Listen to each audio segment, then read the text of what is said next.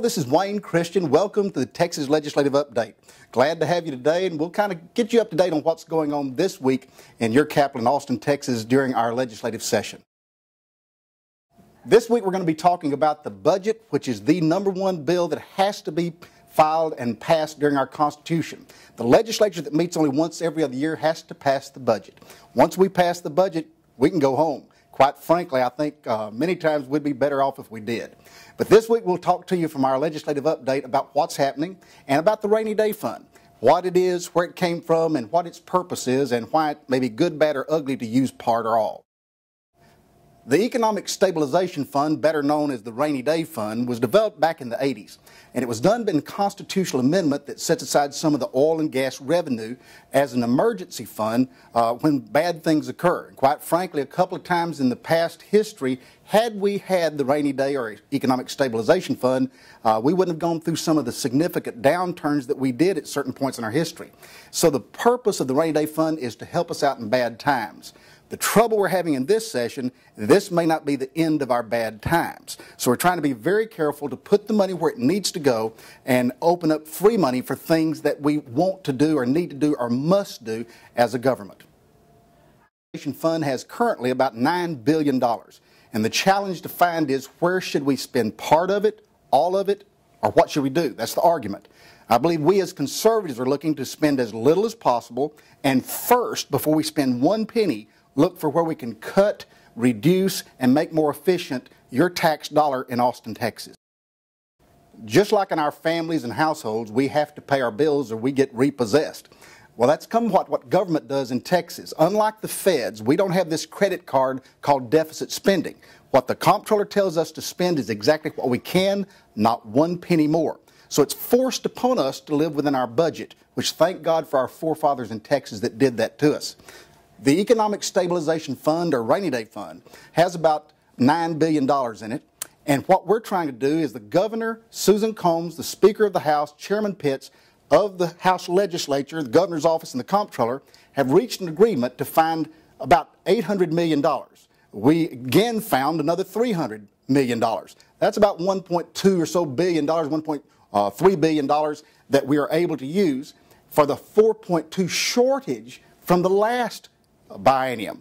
So what we're considering, and I'm thinking that I will probably vote for, is to use our $3.2 billion to pay off our debts, but not use one penny more in the next biennium, because we've got the places to find to cut the budget.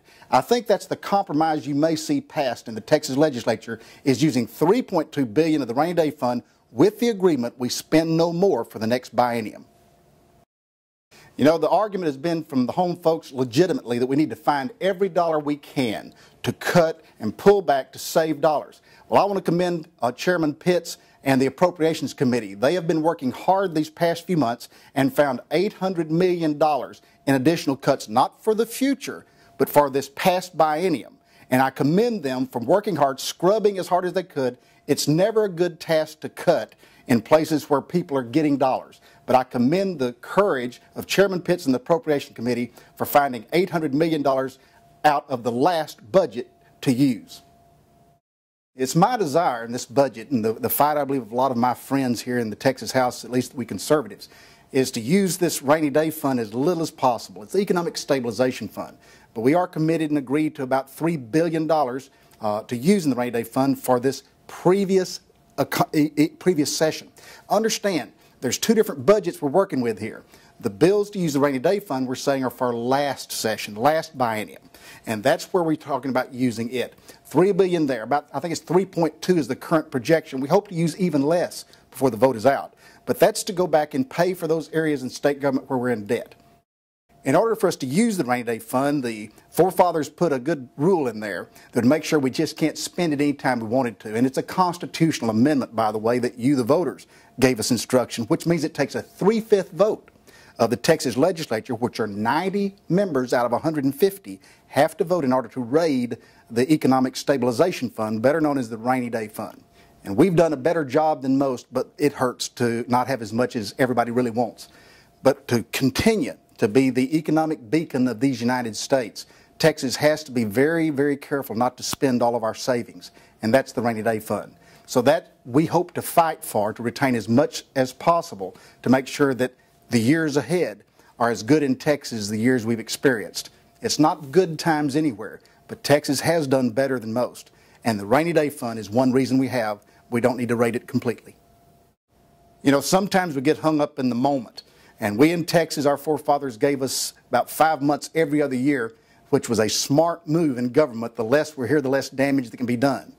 But we must be vigilant to understand that the future must be protected by the things we do today.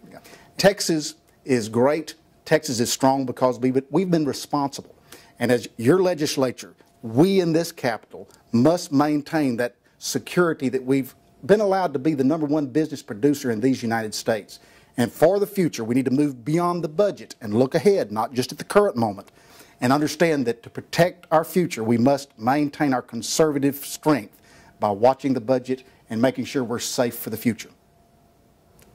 Thank you for tuning in. Tune in next week. We're going to be talking about public education, the most important item in our budget, 42%, and how it is affected by the budget for the future of the children of Texas.